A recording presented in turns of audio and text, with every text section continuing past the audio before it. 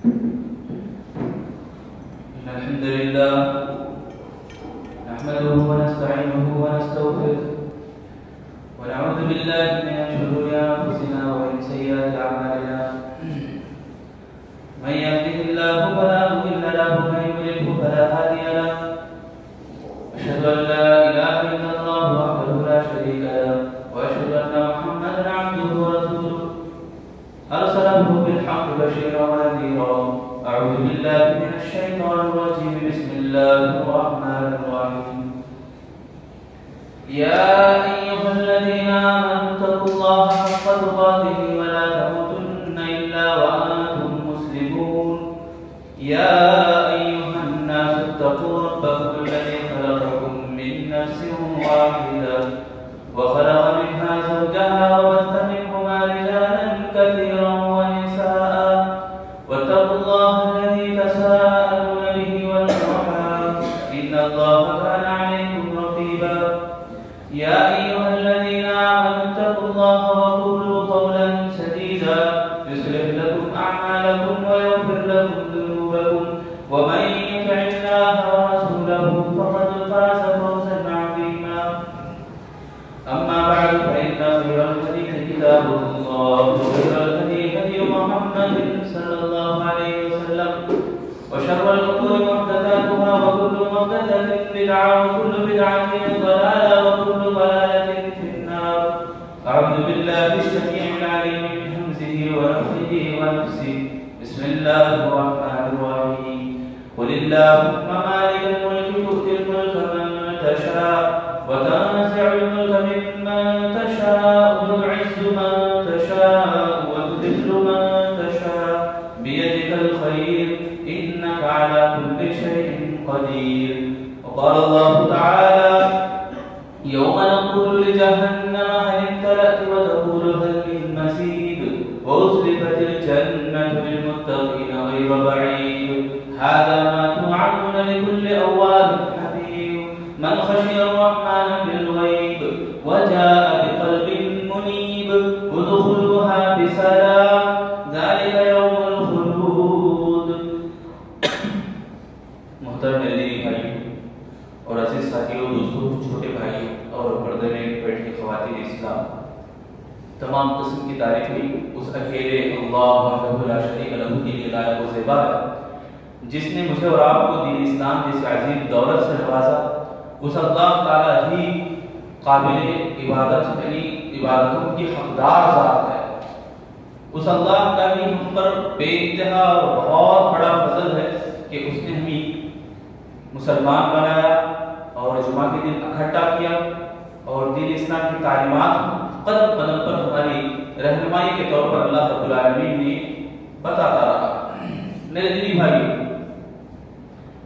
آج جن باتوں کو لے کر میں کھڑا ہوں بڑی اہم باتیں ہم سب کے لیے، میرے اور آپ کے لیے، سبھی کے لیے.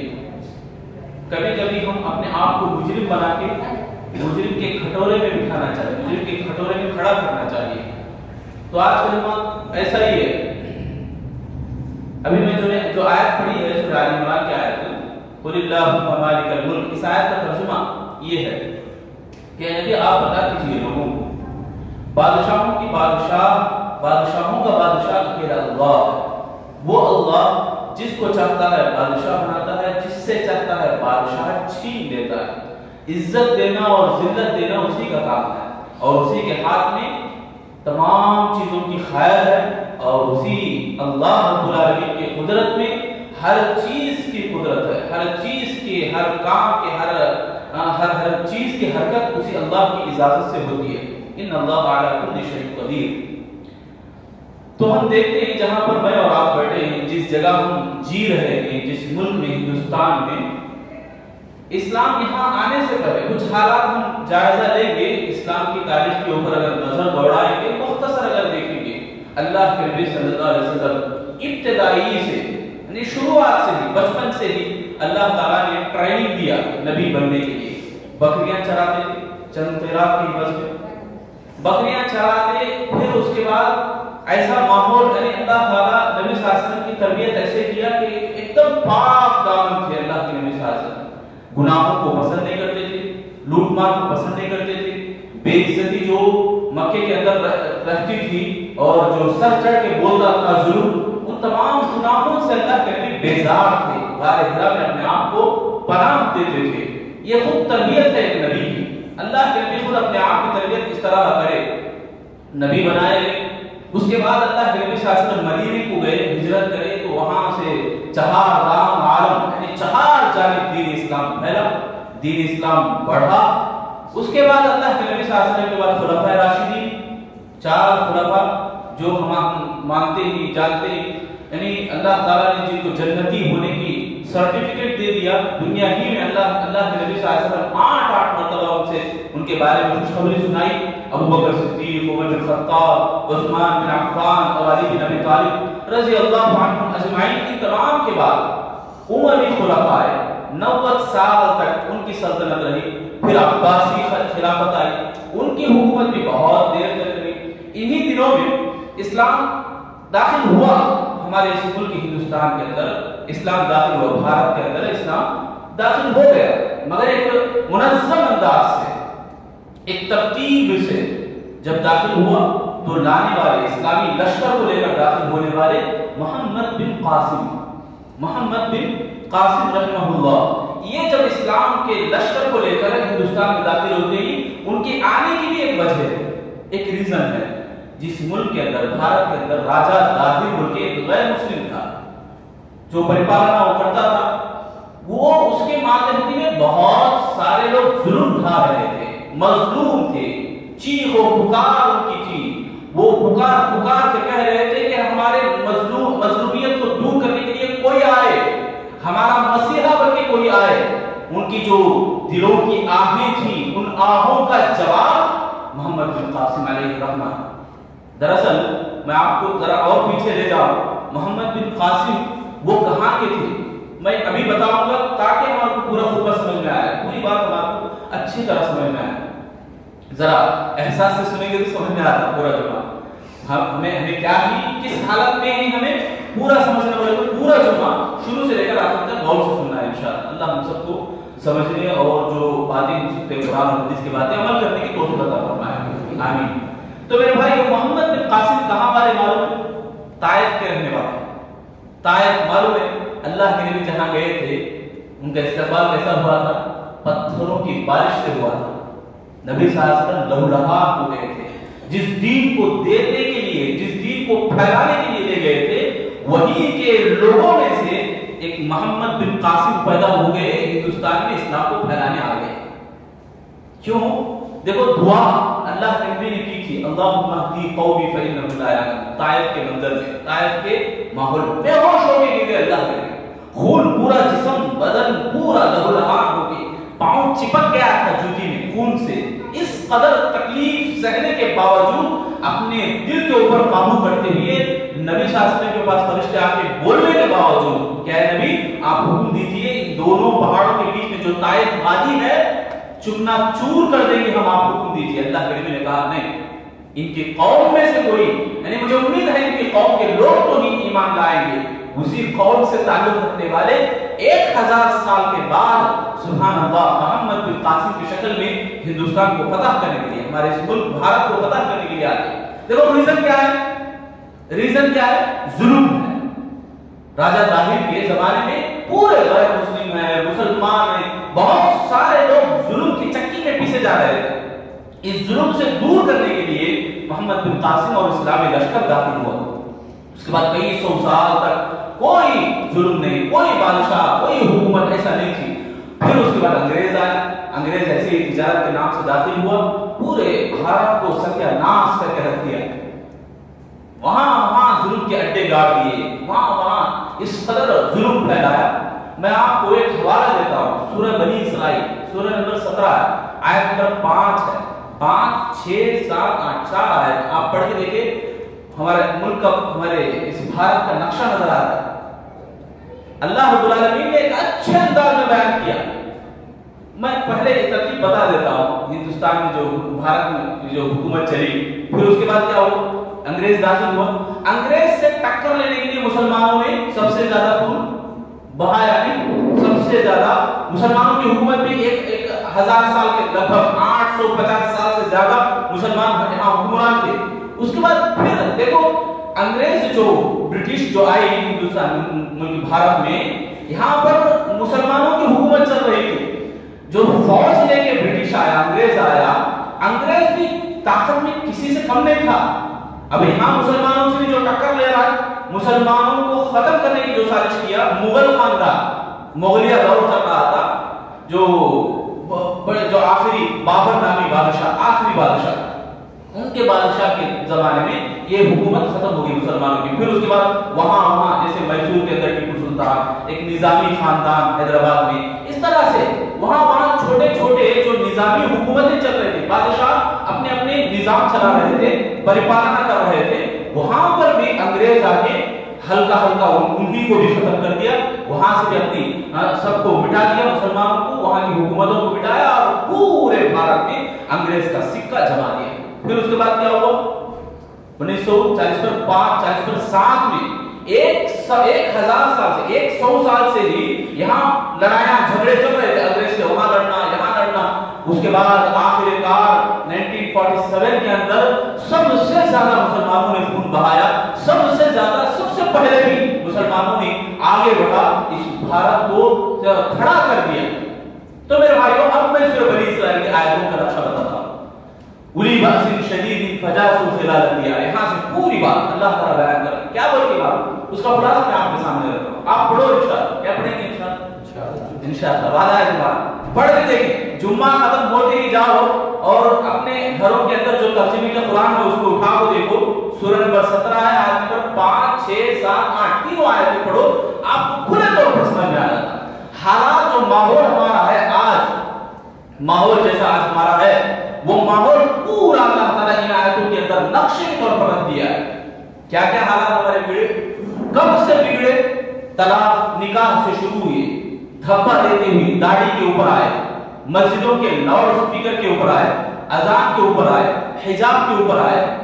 آخر کار حد تو یہ کہ قدم قدم پر پچھلے دنوں میں بھی ہوئے قرآن مجید کے آیتوں کے اوپر حملہ. آیتیں یہ قرآن کے حصے کی نہیں ہیں, نعوذ باللہ اللہ کے نبی دہشت گرد, اللہ کے نبی صلی اللہ علیہ وسلم کی تعلیمات میں دہشت گردی ہے. مسلمانوں کے اندر یہ ظلم ہے, عورتوں کے اوپر ظلم ہو رہا ہے, مدارس یہ دہشت گردی کے اڈے ہیں, مساجد ایسے ہیں, ایسے نام دیتے دیتے دیتے اللہ کے نبی صلی اللہ علیہ وسلم کی عزت کو بھی داغدار کرنے کی کوشش کی ہے. نبی صلی اللہ علیہ وسلم کی بیویوں کے اوپر آئے, جہاں پر اللہ کے نبی صلی اللہ علیہ وسلم اور میرے اور آپ کے جو دین ہے, ہمارا جو طریقہ ہے, ہماری جو شان ہے مسلمانوں کی, یہ اپنے ذات کے اوپر آئے تو پرواہ نہیں ہے, رسول اللہ کی ذات کے اوپر آئے تو اس کو جینے کا حق نہیں ہے دنیا میں. یہ ہماری تعلیم سکھاتی ہے. اور یہاں کا جو قانون ہے, لا ہے, وہ بھی یہی بتاتا ہے کہ اپنے اپنے مذہب کے اوپر عمل کریں اور کھلے طور پر وہ دعوت کا کام بھی کریں, مگر ایک دوسرے کو نہ چھیڑیں. جب اس طرح کی بات آتی ہے تو حکومت کے پیش نظر جو قوانین ہیں, قوانین کے حوالے سے ہم ان کو سزا بھی دلوا سکتے ہیں. تو میرے بھائی, میں بتانا نہیں چاہ رہا, آج یہ سب حالات جو بگڑے ہیں اس کا ذمہ دار کون, اس کے ذمہ دار کون ہے؟ میں اور آپ ذرا ٹھنڈے دل سے سوچنا ہے. آج مجھے اور آپ کو, اس سے پہلے بھی کچھ باتیں نے سنی, نبی صلی اللہ علیہ وسلم کی شان میں گستاخی کرنے والے کے کیا انجام ہوتا ہے اور ہمارا کیا فرض بنتا ہے. آج کچھ الگ باتیں میں بتانا چاہ رہا ہوں, ہم سب انشاءاللہ عمل کرنے کی ارادے سے سنیں گے. سورۃ بنی اسرائیل کی آیتیں میں جو بول رہا ہوں, ان کے اندر اللہ تعالیٰ کھلے انداز میں بیان کر دیا. کیا بول کر کہ سب سے پہلے تمہارا جو وعدہ تھا, یعنی اللہ تعالیٰ مسلمانوں کو یاد دلا رہا ہے کہ کچھ مسلمان ایسے تھے کہ اپنے باتوں کے اوپر جم گئے, اسلام لانے کے بعد وہ اڑ گئے اپنے دین کے اوپر, تو ہم نے ان کو عزت بخشی, مال کے ذریعے سے مدد کیا, اولاد کے ذریعے سے مدد کیا, اچھی شان سے تھے. جیسے یہاں پہ 850 سال حکومت کرے, بڑے اچھے نرم انداز سے, کوئی ظلم نہیں, کوئی چیخ و پکار نہیں. سبحان اللہ, 800 سال کے اندر کوئی دغا بازی نہیں, لڑائی جھگڑا نہیں, ہندو مسلم کا کوئی خلاف نعرہ نہیں, ایسی کچھ بھی جھگڑے کی باتیں نہیں ہو رہی تھی. کب؟ جب تک مسلمان بن کے رہے, مسلمان اپنے وعدوں پہ جم کے رہے. جیسے ہی وعدوں کو مکر گئے, وعدوں کو چھوڑ دیا, تم مرددنا لکم الکرۃ علیہ, اللہ بیان کر رہا, تم جب مکر گئے تو جو انگریزوں نے حملہ کیا، انگریز آ کر اس ملک کے اوپر، اس بھارت کے اوپر، ہندو کیا غیر مسلمان کیا سب کو نوچتے رہے، سب کے اوپر ظلم، یعنی غلامی کی زندگی جی رہے تھے مسلمان بھی اور غیر مسلم بھی، سب کے سب یہاں بربریت میں یعنی ظلم اور بربریت کے چکی میں پس رہے تھے، سب کو نشانہ بنائے تھے۔ اللہ تعالیٰ دوبارہ دوہرایا، پھر اللہ تعالیٰ بول رہے ہیں ان احسنتم احسنتم لانفسکم وان اسأتم فلہا، تم اچھے تھے، تم مسلمان بن کے تھے تو مسلمان بھی رہے، اگر تم یعنی اپنے فائدے کے لیے، اپنے فائدے کے لیے نا ہم اچھا کرتے ہیں تو ہمارا فائدہ ہوتا ہے، ہم برا کرتے ہیں تو وہ برائی ہمارے اوپر ہی لوٹ آتی ہے، بولتے ہیں لوگ کراسو کام بھی جاتا نہیں، جو بھی کرتے ہیں وہ ہمارے اوپر ہی پلٹ کے آتا ہے۔ میرے بھائیو، میں اگر یہ بولوں کہ ہمارے جو مصیبتیں ہمارے اوپر جو پریشانیاں آ رہی، مصیبتیں آ رہی، یہ ساری کی ساری مصیبتیں ہم نیکیاں نہیں کرنے کی وجہ سے آ رہی، تو بات سمجھ میں نہیں آتی، چڑھتی بھی نہیں ہمارے مسلمان بھائی، بات سمجھنے کے انداز سے بولنا چاہ رہا ہوں۔ ہم جب دین اسلام کی باتوں کو اگر اپنائیں گے نہیں، ہماری جان کے لیے خطرہ ہے، اب سمجھ میں آتا نہیں میرے بھائی، جان کے لیے خطرہ ہے، بخار آئی تو بھاگتے ہیں اسپتال کو، یہ بخار آنے کا ریزن کیا تھا اس کو ہم دیکھتے نہیں، یہی معاملہ اس معاملے کو ہم چھوڑ دیے۔ اب اللہ تعالیٰ بول رہا ہے ان احسنتم، تم اچھا کرو تمہارے ساتھ اچھا ہی ہوگا، تمہارے ساتھ اچھا ہی ہوگا، وَإِنْ أَسَأْتُمْ، اگر تم برا کرو تو تمہارے ساتھ برا ہوگا۔ ایک واقعہ بتانا چاہتا ہوں، بڑا پیارا واقعہ، اللہ کے نبی صلی اللہ علیہ وسلم کے دور میں ایک نصرانی مسلمان ہوتا ہے، عیسائی مسلمان ہوتا ہے، وہ لکھنا جانتا تھا، اللہ کے نبی صلی اللہ علیہ وسلم کے اوپر وحی آتی تھی، وحی کہاں سے آتی؟ اللہ رب العالمین کی طرف سے، تو اللہ کے نبی لکھنے کا حکم دیے ہوئے، مسلمان ہوئے نا، مسلمان ہونے کے بعد وہ لکھنا جانتے تھے، اس لیے لکھتے تھے۔ اب جب کچھ دنوں کے بعد ان کو کچھ اللہ تعالیٰ کی توفیق سے وہ دور ہوئے، شیطان کے بہکاوے میں آ گئے، نصرانی بن گئے، نصرانی بن جانے کے بعد لوگوں کے اندر پروپیگنڈا پھیلانے لگے، اللہ کے نبی صلی اللہ علیہ وسلم کے خلاف بولنے لگے، کیا بول کے معلوم؟ نبی صلی اللہ علیہ وسلم کیا بھی نہیں آتا لکھنے، میں جو لکھتا ہوں وہی نبی صلی اللہ علیہ وسلم بولتے ہیں لوگوں کو، کیسا جھوٹی بات ہے دیکھو، نعوذ باللہ من ذالک، یہ باتیں میں لکھتا ہوں، لکھ کو دیتا ہوں، یعنی میرا پلان ہے یہ سب بھی جو نبی صلی اللہ علیہ وسلم ایشو کر رہے ہیں، لوگوں کے اندر دعوت کا کام کر رہے ہیں، یہ میں لکھ کے دیتا ہوں، نبی کو کچھ بھی نہیں آتا، یہ شیطان کی طرف سے ہے بول کر اس طرح سے جھوٹی بات پھیلانے لگے۔ اللہ تعالیٰ کیسا سزا دیا معلوم کو؟ جب ان کی موت ہوگی، مرتد ہو گیا بندہ، اسلام قبول کرنے کے بعد مرتد ہو گئے، مرتد ہونے کے بعد جب وہ اس کا انتقال ہو گیا اس بندے کا، تو جب نصرانی ان کو زمین میں دفن کرے، دوسرے دن صبح میں زمین اٹھا کے پھینک دی تھی، سنے رہیں گے کچھ لوگ، زمین اٹھا کے پھینک دیتی ہے، دوسرے دن آتے وہ لوگ دیکھتے ہیں، دیکھ کے حیران رہ جاتے ہیں، کہتے ہیں یہ محمد صلی اللہ علیہ وسلم اور محمد صلی اللہ علیہ وسلم کے ساتھیوں کی ایک چال ہے۔ اس کے بعد وہ کیا کرتے ہیں، پھر دوبارہ اور اندر کھود کے دفن کر کے جاتے ہیں، دوسرے دن بھی ایسا ہی ہوتا ہے، پھر یہی کرتے ہیں، محمد صلی اللہ علیہ وسلم اور ان کے ساتھیوں کی ایک چال ہے، پلان ہے، پھر اور اندر کھودتے ہیں، پھر دفنا کے جاتے ہیں، تیسرے دن بھی وہ باہر پھینک دیے زمین۔ نبی صلی اللہ علیہ وسلم کے اوپر الزام، نبی صلی اللہ علیہ وسلم کے اوپر دھبا لگانے کا یہ انجام ان کا ہوا۔ میں اس آیت میں وَإِنْ أَسَأْتُمْ فَلَهَا، اگر تم برا کرتے ہو تو تمہارے ساتھ بھی برا ہی ہونے والا ہے۔ اس ٹکڑے سے میں بتانا چاہ رہا ہوں میرے بھائیو، کوئی اور کر رہا ہے، کوئی غیر مسلم کر رہا ہے، کیا مسلمان، ہم مسلمان ہوتے ہوئے کیا برا نہیں کر رہے اسلام کے ساتھ؟ اسلام کے ساتھ کیسے ہم توہین نہیں کر رہے؟ ہم مسلمان ہوتے ہوئے مسلمان کی شان کو ہم نے بھلا دیا ہے، مسلمان کی پہچان کو ہم نے بھلا دیا ہے، ہم مسلمان رہتے ہوئے اپنے مسلمانی جو لباس ہے اس کو چھوڑ دیا ہے۔ کتنے مسلمان ہیں پوری زندگی میں مرتے وقت بھی ان کو پوچھا جائے اللہ کے نبی صلی اللہ علیہ وسلم کی زندگی ایک بار تو پڑھی ہے، جواب کیا ہے؟ زیرو، شونیم رہے گا۔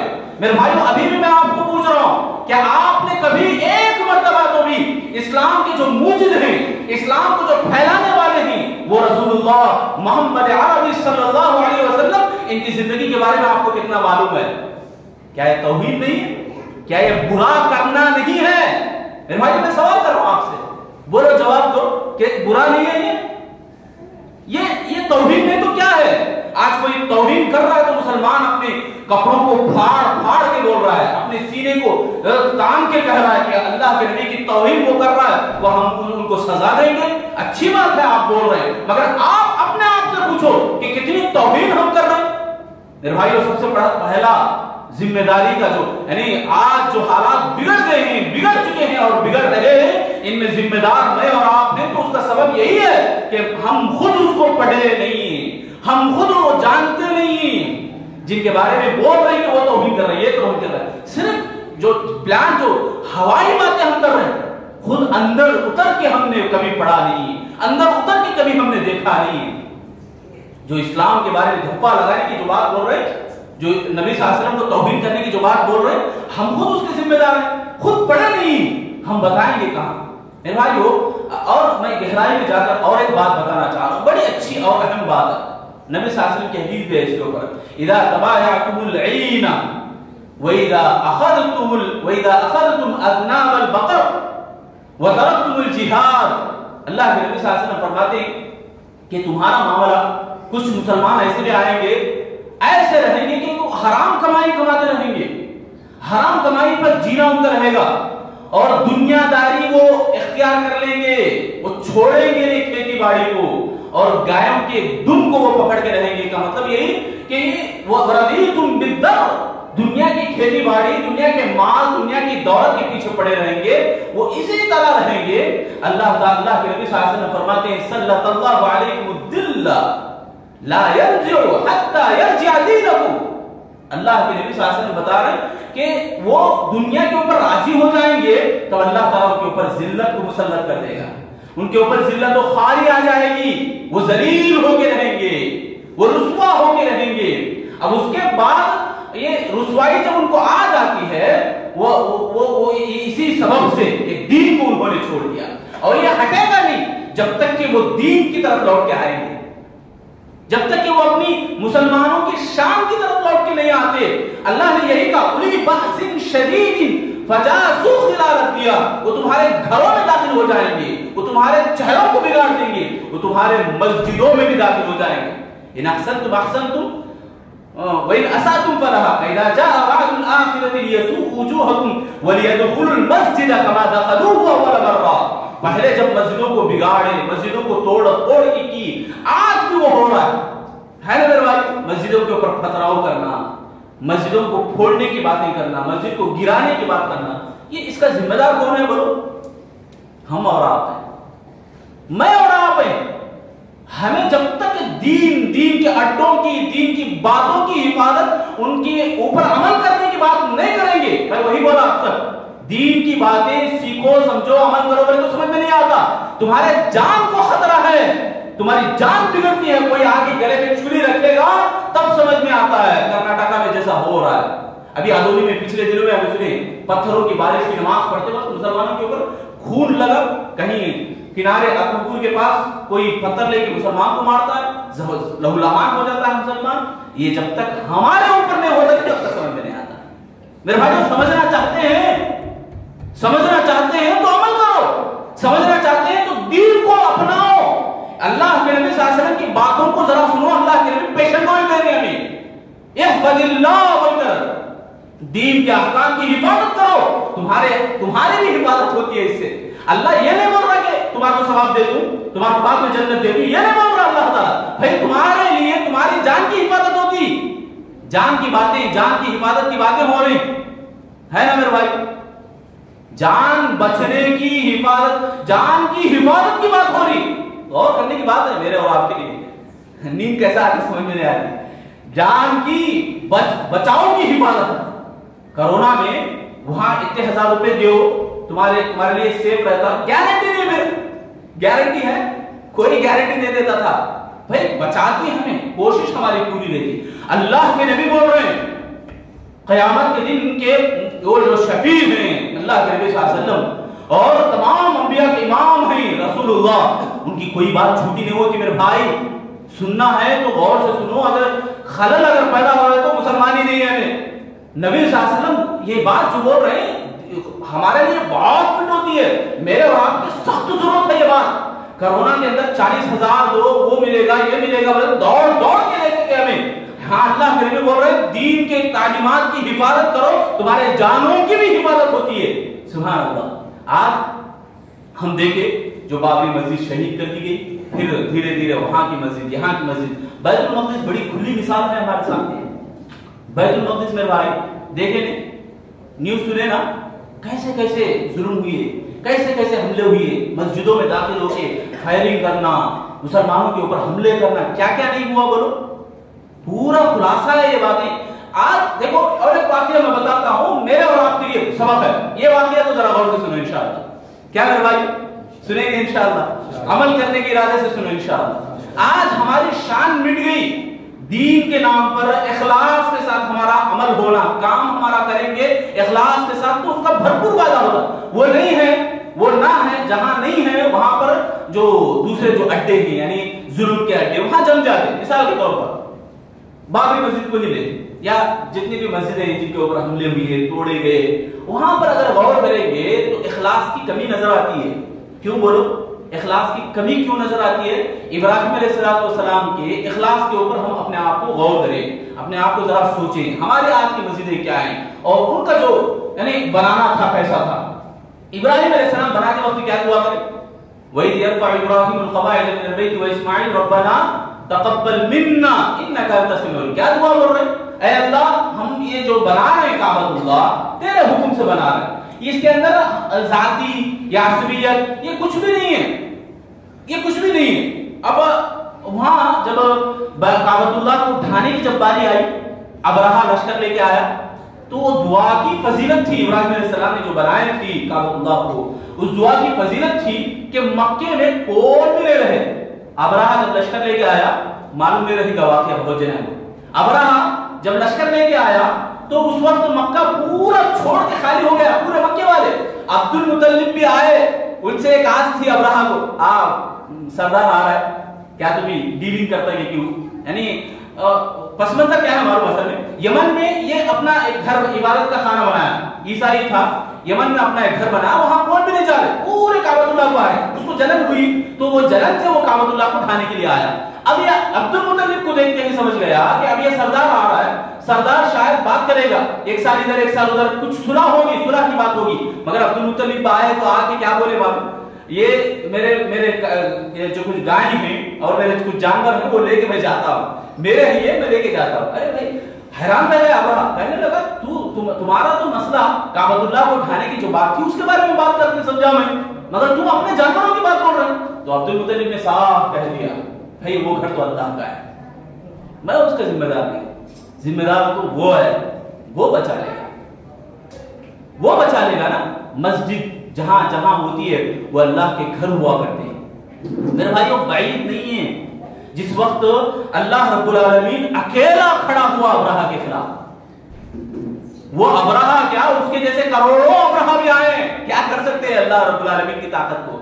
अल्लाह ताला की छोटी सी ताकत, एक लश्कर अल्लाह ने भेजा अबाबील को, वो दोहराना था। जहां जहां मस्जिदें मस्मार की गई, जहां जहां मस्जिदों के ऊपर हमले हुए, मेरे भाइयों आज ईमान नहीं बल्कि एक छोटा बहाना बोल के हम हट जा रहे हैं। जरा खड़ो, साबित कदम खड़ के रहो, देखो फिर अपने दिलों के अंदर जरा ईमान को टटोलो, ये ईमान हमें क्या कहता है।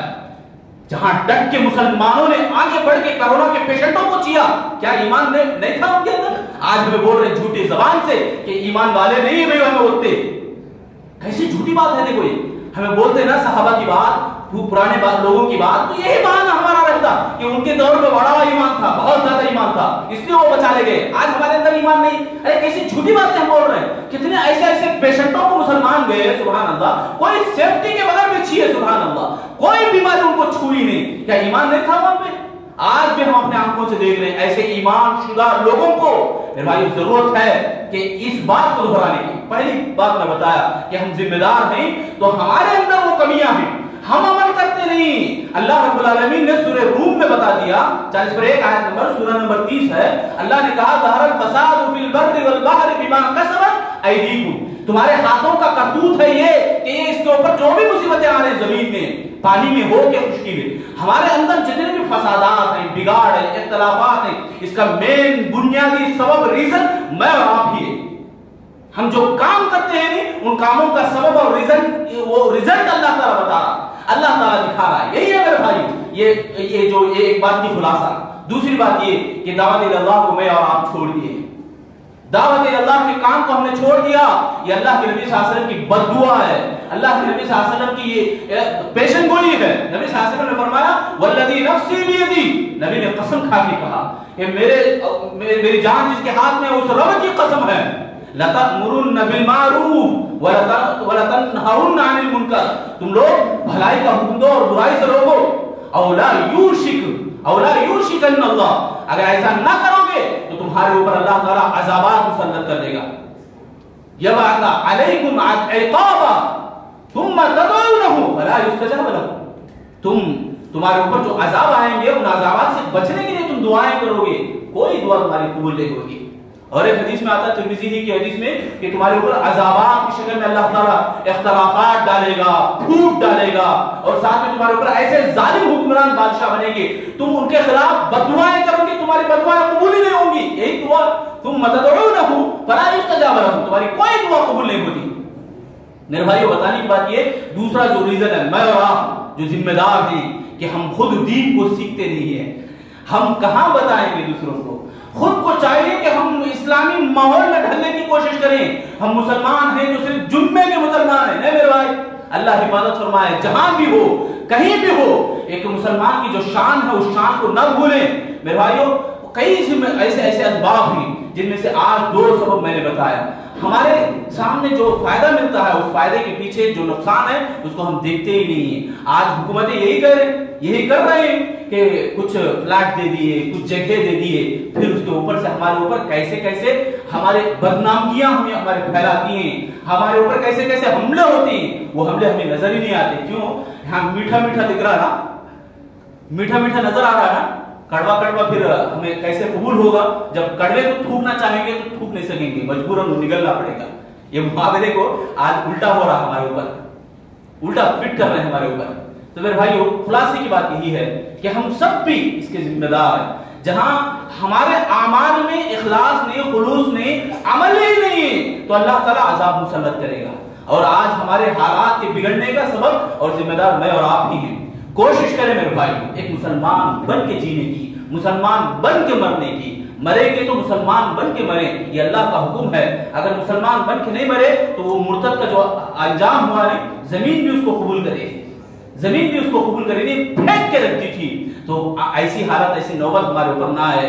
मरते वक्त जबान पे कलमा नसीब हो, मरते वक्त लोग कहें कि शान की जिंदगी थी उसकी, मरते वक्त हम सुकून और इत्मीनान से जाएं। मेरे भाइयों, जो दिखता है आंखों को वही सच है, वही अच्छा है, वो कि हम लूट रहे हैं। लूटने के बाद जब अंजाम हमारे आंखों के सामने नजर आएगा कि मौत के मंजर जब दिखाए जाएंगे, उस वक्त पछताना मेरे भाई कोई फायदा नहीं देने वाला है। इसीलिए कोशिश करें दीन सीखने की, इंशाअल्लाह दीन पर अमल करने की। क्या मेरे भाइयों? इंशाअल्लाह पंजगाना नमाजों के पाबंद बने। हय्या अला सलाह, हय्या अला फलाह की जब निदा आती है, फर्ज बनता है कि हम उठ खड़े हो जाएं, मस्जिद की तरफ आ जाएं। अगर हम नहीं आ रहे तो गोया अल्लाह से मोड़ रहे, हमें अल्लाह से लड़ाई को मोड़ रहे कि अल्लाह तू बुला ले, हम नहीं आने वाले। हमारे अपने कामों में हम बिजी हैं, हमारे अपने बातों में हम बिजी मगन हैं, तो यही बता रहे, यही साबित कर रहे हैं कि हम जाने वाले थोड़ी हैं, अल्लाह के बुलावे पर हम जाने वाले थोड़ी हैं, यही बता रहे हैं। तो मेरे भाइयों, अल्लाह के हाथ में सारी चीजें हैं, तो क्या वो हमारे कामों को नहीं बिगाड़ेगा, हमारे ऊपर मुसीबतें नहीं डालेगा? तो जरूरत है समझने की। दीन को अगर अपनाएंगे, हमारे आमाल ठीक हो जाएंगे, दीन के कामों में हम ढल जाएंगे, अल्लाह रब्बुल आलमीन हमारे आजू बाजू जितने भी मुसीबतें हैं सबको हटाएगा। आखिरी आयत बताकर, आखिरी बात बताकर अपनी बात खत्म करूंगा। अल्लाह ताला हुक्म देता है सिबगत अल्लाह। सिबगत अल्लाह का क्या माना मालूम? अल्लाह के रंग में ढल जाओ। वमन अहसनु मिनल्लाहि सिबगा, और उससे बढ़कर बेहतरीन रंग क्या हो सकता है? रंग से मुराद यहाँ पर दीन है। अल्लाह के दीन में दाखिल हो जाओ। अल्लाह के नबी ने कहा ना कि ला यंजिउ हत्ता यरजिउ दीनकुम, जब तक अल्लाह ताला उनके ऊपर अजाब मुसल्लत करता ही रहेगा, जब तक कि वो दीन में नहीं ढलते।